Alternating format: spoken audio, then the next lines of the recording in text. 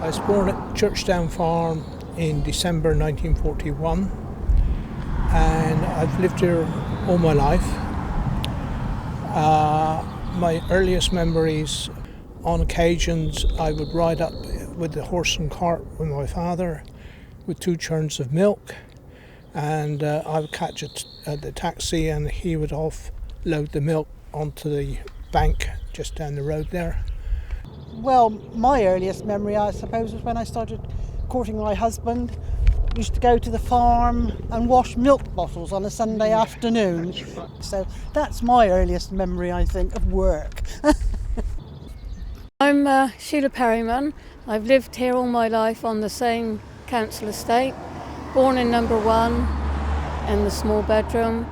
Got married when I was 18, moved across the road. We had a 3-bedroom house and had a family and stayed there 26 years. Then we swapped with some people around the back road. They wanted something bigger, we wanted something smaller. So we swapped one Saturday morning with tractor and trailer. And I'm still there on the same estate. We got married in 1958 and have beautiful wedding presents. Come to dish up the dinner. I didn't have dinner plates. Miss Pascoe had them. Yeah, we bought a couple of dinner plates and we were well away then. But she kept everything, needles. And it was the biscuits that got me, and from the tins, her hand would pick out several in a bag and reckon it all up in her head. Very quick, reckoning it up. She had a queue outside sometimes. Bertha Pascoe had a shop and she would open 2 o'clock most afternoons. Very strict, she wouldn't open the door until 2 o'clock. And she sold almost everything. I mean, it was a very minute little place, but she sold almost everything. My mother would send me there with a list and pick up all sorts of things. Well, she sold pasties, I remember that. Well, part of it was part of the shop, and then she would have some special clothes in, which would be in another room. Well, if you wanted a special skirt or something, you would go and see if there's one there you liked. Anything you wanted at that time, you could get it. You could get paraffin, candles, cigarettes, matches, tin stuff, anything. If you want, they also got Bertha Pascoe. And they had a little place at the back where the counter was, but if you wanted sweets and that, you had to go into the front room and in these big jars. And you say there's a couple extra ones. And Mother would send me up for candles or paraffin, and Bertha would say, Warren, put that in your pie for your breakfast, an egg, because you couldn't get eggs, eh?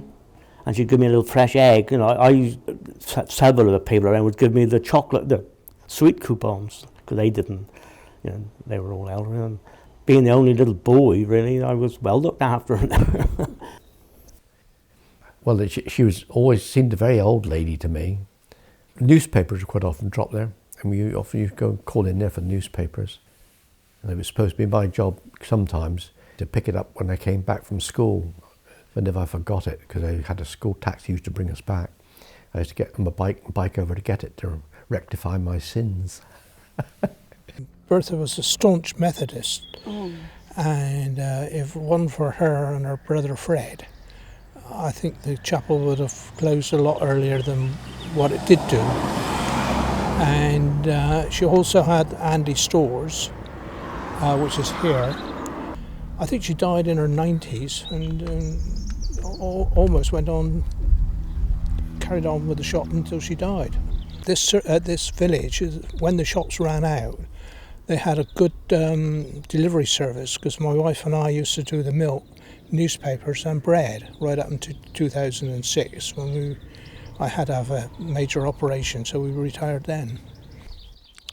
It was quite a round, really, because we sort of went into Ruan, Rosevine, top Port Scatho, and in all winds and weathers. And at some stage, I can't remember which year it was, we had a terrible snowstorm. And Peter and I went around on the tractor and transport box, and because the milk lorry couldn't get in or out, we delivered it from the back of a transport into jugs. people brought their jugs out so that it wasn't wasted, because we couldn't get the milk out of the village. And as you were dipping it out, it was freezing on the dipper. You know, it was quite a. Looking back on it, it was an adventure, I suppose. Really, you know. Going back to when all this started in the 50s and that, there was a milkman here, Mr. Schnawath, and he used to do some of the village, and Mr. Cooch down at Homelands, he had a field, and he would do the rest of it, the rest of the village down to Trithall. And we down on the Churchdown farm, we used to do down to the bar, with so it was all untreated milk in those days. You used to have delivery people coming around. There was a school, and Mr. Slater used to come out to us from Truro, and he would come one week and take an order, and then it would be delivered the following week. I don't know how often it came, whether it was once a fortnight probably. And then there was a chappie from Tregony, and he used to come round, Leo Lidgy, and he'd have in his van all a Mallet's type shop, if you know what I mean, that all the things like that, for paraffin and candles and things like that would come around with that. And you had tailors, etc., from Collet and Seymour used to come around, and Travails used to come around, they used to come around, and if you want to order a suit, they'd measure you up and you go and get one made. Yeah, people came round to you then, not you went to them. Baker delivered, the butcher. Tuesdays and Saturdays, the butcher would come over from Berrien, Sir Old Truscott, and then his son took over, David. You had Tommy Emmett with the groceries, Green Grocery. Came over from Rosevine, which he'd come back, I think, twice a week, Tommy would, and then you had, tell you what they did have was the Orson cart. Just come in an Orson cart to start with. Then you had the baker come, then you had a fishman that came around from Tregony. I remember there was always men coming around, travellers.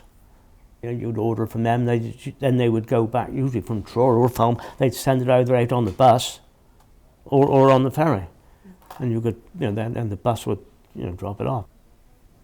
But there was several, like Collet and Seymour had a traveller, there was Mallet's had a traveller come out, and they'd knock at the door, and you know, they would come in and they'd sit down there, they'd tell you something.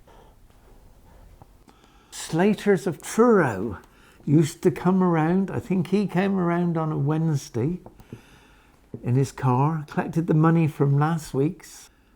In our case, he used to pick up some eggs as well. And we used to give our grocery order for the things you didn't have in the garden. The butcher that used to come when I came down here first was actually from my home village of Probus. He used to come from Probus with meat van from Nichols the butcher. He was called Morley Richards, and I was great friends with his two boys. Oh, yeah. And then I think Alan Hambley took it over after that. And then, well, it really fizzled out. Supermarkets came into their own, and that was it. Is it lovely? The pub was the Seven Swans. We think it was alongside this end of Rose Cottage. Yeah. There is rumours that they sent for the fire brigade, and in those days they had a job to get up over the slip way at Philly side, this side, and my grandfather was on the ferry at the time, but they wouldn't allow him on the ferry with his horses because they said that the fire brigade the horses were strong enough to pull the machine up over, but they weren't. So they had to go back and get my grandfather and come back. But the time the fire brigade got here, it was just cinders. Yeah. Go a bit further down the road, there's the old malt house where they used to weave tweed up until the 60s. The looms were driven by water, and I think it had been a water mill originally. There was 2 or 3 looms. They used to make very similar to Dartington Hall tweed. In fact, I think they sold some to Dartington Hall and other people. They used to sell some at the door. I used to go in there regularly because my Uncle John used to work there. In about the 60s, she decided she couldn't afford to keep him any longer, so he became a postman in St Mawes, but she still carried on selling it. In fact, my mother used to go down there and help her to sell it after my father had died, so, you know, they sold it up until she got ill and gave up. And then it was converted into 2 flats. Right. In April Cottage there, we used to play ball up in that false window there. We were out in the road bouncing the balls, throw it up and catch. We played hours out here. You would go a long time before a car came down through and we'd run to the side and get out the way. Cottages are the same as they were when I was a boy, but the insides have changed a lot. They're a lot bigger, and the corner one here has been taken in with chumbles, so it's made a much bigger house. Temp used to come in shared the same gateway, went in there, and I used to be quite friendly with Temp, and the policeman used to hide around there. When it was raining, he would hide in Temp's house. And the reason for that was because not all the cars stopped on the stop line. And he would have his notebook and pen and write the numbers down. And I think it was PC Fairbanks. He wrote the numbers down and put them back in his top pocket. You couldn't see the door from the road. And when you went in, the road, we had one little window, and the road, you could see people walking by. So we were down, and then you had one little Cornish range fire, and then you had a little place, and you had one bedroom upstairs, and that was it. You went out the back door, you had a little lean-to type thing, and then you went down 20, 30 yards down the garden to the outside toilet. There was me, mother, and father. All slept in one room. And you had a candle. There was no electricity and no water. Pump cottage going out of St Just. There was a pump down there, and there was a dip well where Brian Ferris lived. So you went down with a bucket, me and mother. I'd have my little bucket, mother would have, and get the water every day or twice a day. See that pavement out around like that? That was put there because it was a landing for D-Day just up there. That was to keep the traffic from hitting the post office. You had to go out around then. Because it was found out the army was cutting the corners too much. The pavement when I was young was the width of the porch. In the days of accumulators, really before the batteries to operate your wireless, we used to bring them up here and leave them in the porch of Chumbles. Mr. and Mrs. Tom Cooch. We leave them there, and then Mr. Ellis would come along once a week and collect the money and leave new accumulators there and pick up the old ones to take back to charge. He remembers a lot. Well, there's 2 smithies here in the 1800s, and I think this was the main smithy, but the one on the Ferry Road as you go out of the village was owned by a chap called Paddy, and he had a smithy and he also had a meadow, so it was Paddy's meadow. And Mr. Paddy wasn't all that straight, I don't think, because he did a bit of smuggling, and he walked down Penpole Lane and down across the field to St Just Creek, where he had a cave which he stored his contraband in there. During the war there was 2 blacksmiths here, 2 brothers, and they were called Palmer. And after that the smithy was let to Mr. Green, nicknamed Brandy, and his real name was Searle, and he went on into the late 50s, maybe 1960, I don't know. And I used to go in there, I'd only be about 4, and they used to put me on top where they used to do the bellows, and I would pretend to do this and that. You know, I used to spend hours in there. Then they'd bring a horse would come in and Cyril would shoe it. And of course, then when they had their 10 o'clock crib, you know, I was always sat down and had a cup of tea or whatever they gave me, and a sandwich perhaps, or whatever they had, bit of cake. Spend hours in there. I remember coming here with captain our horse to be shod and put on new shoes. But the problem was getting them back down over the hill to Churchdown Farm, because new shoes are very slippery on the roads, and that was quite a performance. But it always smelled smeechy, you know, like, so I sometimes thought they burnt horse's hair or something. You know, was that those? Shoeing the horses, it used to stink. Yeah, terrible. Yeah. It would come out the smell. Yeah. Ugh. And they also served petrol here. You can get away with it today. They had one petrol tank here, I think it was only one. And Peter Cocking worked as Cyril's apprentice, and his job to serve the petrol. And next door to that was a sort of local builder, and he had a Dickie Lob, and he used to go around doing repair work on farms for people. He used to come around with his van to help repairs, and when you wanted doors hung or repaired and things like that, he would come and help with that. Or make a shed up, he would help with that.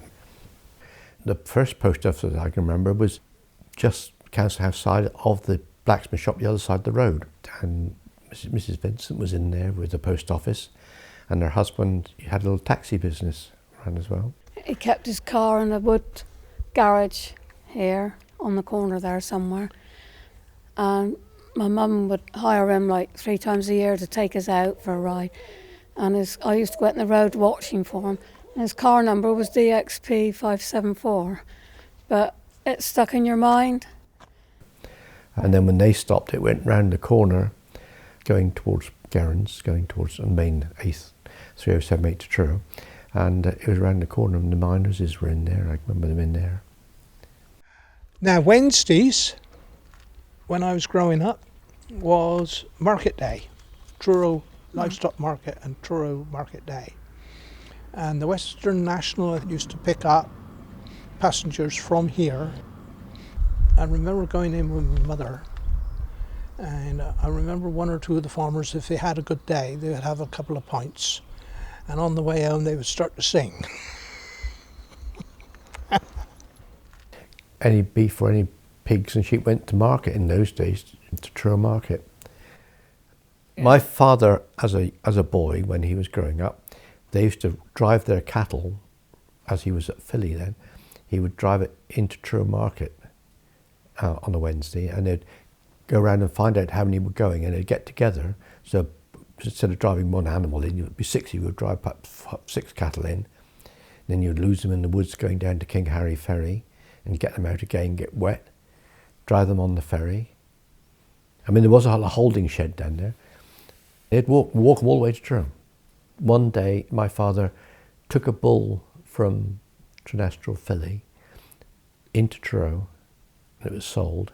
Then he walked the bull home, and the one walking home was very tired by the time he got to Philly. He didn't want it, and the last 3 miles was very hard going. He all he wanted to do was lie down. We've always used the ferry. I mean, and we've seen a lot of changes in the ferry that's been there as well. One of the beauty about it was never no traffic. You could play on the road, and in Pump Cottage, a family lived there called Mansell. Yeah, David Mansell. But I used to play with him, and it was market day, Wednesday afternoon, and I run out of his place, Pump Cottage, and right into the side of a car. Must have been 4 or 5, maybe 5.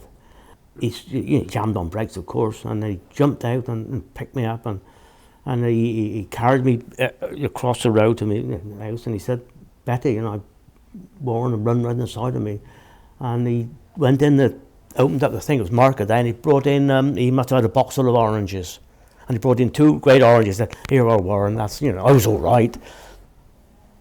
Over there on the council estate, we had a pump outside and pump the water. I have to go out with a bucket and get a bucket of water for drinking. Out the back was a water tank. Mother used to fill her boiler up with that one out there because it was open. Right up until the 1980s, this was a recreation field. And once a year you used to run a carnival and fete. Everybody went, I think, you know. It's one of those things that you couldn't miss, and it was always fine weather.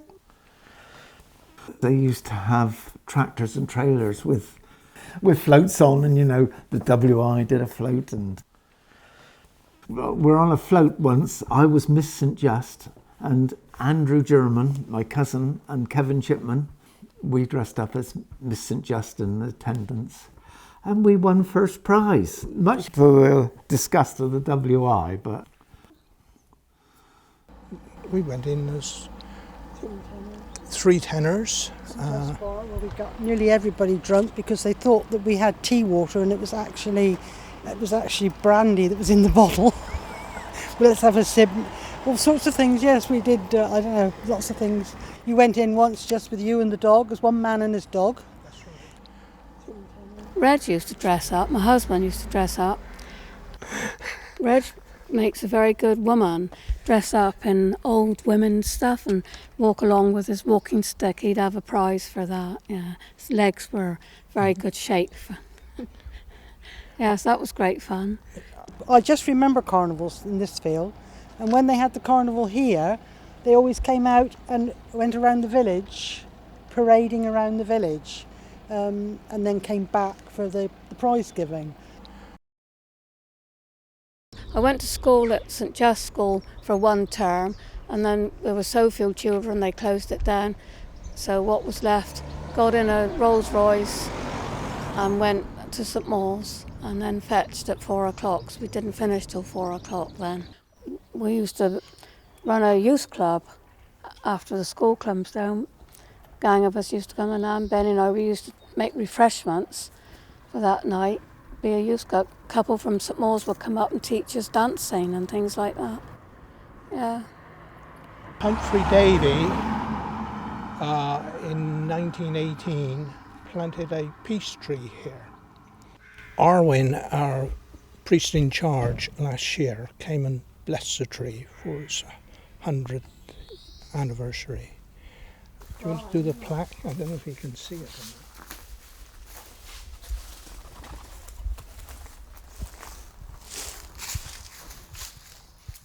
The chapel did have a very good congregation at one time, and they were largely farmers from the outlying district, the Lobb family and the Pomeroy family, and the Emmets, they were there as well. But somehow or other it attracted the outlying farming community more so than the village people. I used to go to Sunday school here, and we had it up there, and my children went to Sunday school there. We'd have a reading from the Bible and a children's story read to us, and then questions after and things. We had prize giving. Yeah, we all dress up smart and great bow in our hairs. I had my hair washed Saturday night, 8 plaits put in, slept like it. Mother would take them out in the morning, brush it, so we'd go Sunday school with curly hair. Wasn't a huge congregation, but it had a very good Sunday school, which was my interest really. I took over from another lady who was also a retired teacher and who lived right next door, Doreen Butland. Harbour View, which was the council houses at that time, there were a lot of children in there, and they nearly all came to Sunday school, plus children from the outlying farms. And I stayed with the chapel until it closed down really. But my Sunday school, which was still thriving, and so the Methodist minister at the time suggested that we became part of the Crusader group, and we moved across to the Village Institute, and we grew even bigger then. So it went on. Harvest Festival was always a highlight of the year, and then there would be an auction sale in the, well, I think originally it was the carriage house where they used to come with their horse to preach, you know, and put the horse in the stable there. You would always trail ivy and anything around the handrail to make it look nice. Always remember pampas grasses, they were put at the end of the rail. They made quite a nice feature, and then the children would get them in the sail and fight with them. I always remember the smell in the chapel at Harvest Festival was lovely, and you always sent your best fruit. My mother used to make us polish the apples until they shone. The farmers would bring turnips or sweets, whatever you like to call them. We Cornish call them turnips. And anything they were growing, because a lot of them were gardeners as well. The thing that we never found it easy to get rid of at the auction were marrows. Although they were quite nice to have in the display, nobody ever wanted to buy them, and that would quite often end up on someone's compost heap, I think. That's where I was born, in the little bedroom up there, yes. You would pay thousands for this view you got here. We didn't appreciate it when I lived there because their bushes was up high. Oh, really? Lamps at home and candles, and when you go upstairs you had a candle to take up in your bedroom, torches and that. When the electric came, I mean, it was wonderful, wonderful. Water, we used to go outside, we had an outside toilet and go. Father would empty the bucket once a week down in the garden. When the water came in, it was like a miracle, lovely. But Mother never had much electrical stuff indoors. Washed with a copper, light the fire underneath in the back kitchen, and a great big mangle, and out on the bushes and the lines. I'm the youngest of 7 of us, and there was a lot of washing to do. During the war, they had a Union Jack, these people, flying. German planes going around. A bomb came down and went into their garden, didn't hit the house. They had a Union Jack going. The land was given by Trewithen Estate. The Eccles, who owned Tregorland when my father came here to work, provided the money, or built the institute. I think 4 of the gardeners were the trustees. We used to go to dances there. We even had ballroom lessons there with Mr. Twig, who lived 3 or 4 houses along from the institute. I used to go to the whist drives from a youngster. There was always the WI and all that sort of thing.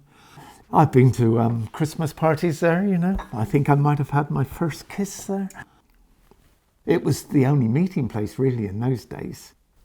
Well, I was in the pantomime. We had a pantomime, and the lady players had, when Jeanette Andrew was alive, they had lady players between Christmas and Easter, and Rosemary took part in that. Yeah. Everybody used to look forward to, well, it was a put together sort of thing, because we started practicing in about the 4th or 5th of January, and the show went out on the last Monday in January. And all our lines were written on the back of bits of paper, trays, whatever, up on the ceiling, anywhere. Good fun. The horticultural show. Yeah, that's every year. That's every year, and that's still going strong. People's garden stuff, Well, flowers, vegetables, during cooking. It's gone from strength to strength. It's a community-led thing, really. You know, and I am proud of it.